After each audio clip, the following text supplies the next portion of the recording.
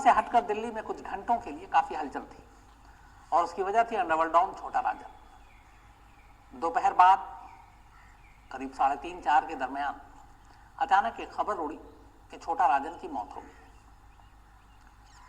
अभी हाल में एक और डॉन शहाबुद्दीन तिहाड़ जेल में मौत हुई थी कोरोना से, आपको वो खबरें भी बताई थी लास्ट सैटरडे को।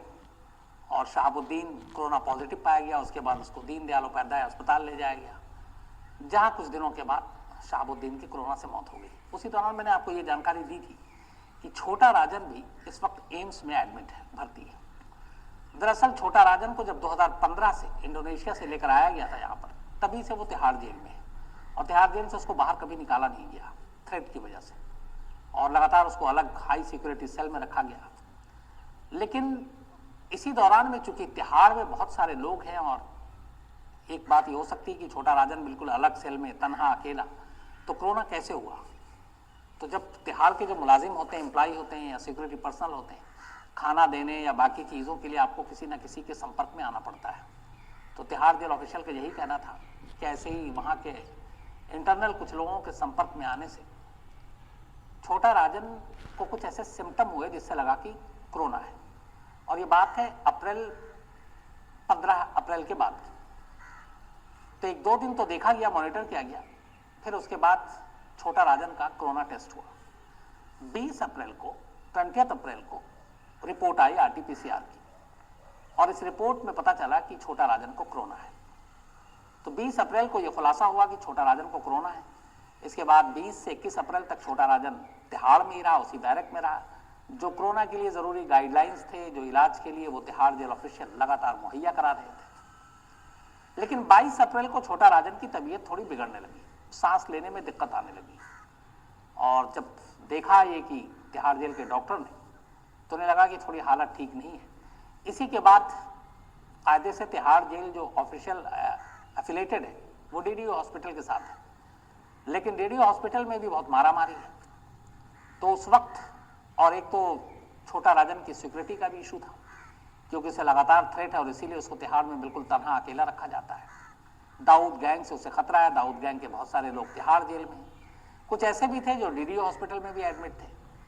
तो तिहाड़ जेल ऑफिशियल को लगा कि DDO हॉस्पिटल उतना सेफ नहीं है और इसी के बाद ये तय हुआ कि उसे एम्स में एडमिट कराया जाएगा।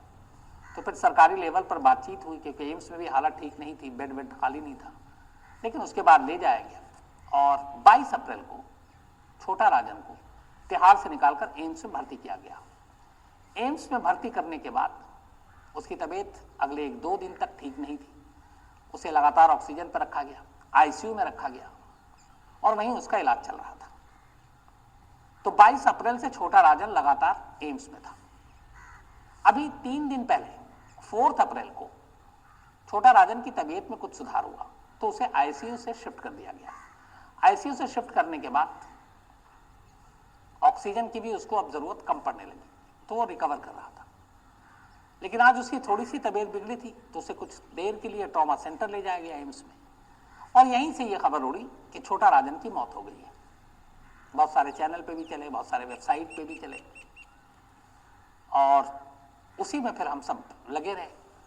अब एक रिपोर्टर के तौर पे आपके जितने सोर्सेज हैं, इसी वक्त ये इम्तिहान होता है कि आप अपने सोर्सेज से पता करें, लेकिन इस वक्त हालात ऐसे हैं कि रिपोर्टिंग बहुत चैलेंजिंग है। आप स्पॉट पे जा नहीं सकते। आम दिन होता तो एम्स के अंदर घुस के खबर निकाल सकते थे, लेकिन अभी अस्पताल के अंदर जाना भी मुश्किल है, रिस्की भी है। तो अब आपको फोन के जरिए अपने सोर्स को खंगालना है और सही खबर निकालनी है।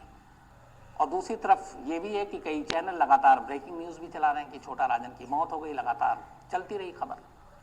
आपके बॉसेस का भी आपके ऊपर प्रेशर है कि बाकी चैनल चला रहे हैं वो मर चुका है, तुम कह रहे हो जिंदा है। ये तो आप इसमें ऐसे में हमेशा तनाव दबाव में आ जाते हैं। और रिपोर्टिंग की खूबसूरती भी है कि आपको हमेशा प्रेशर में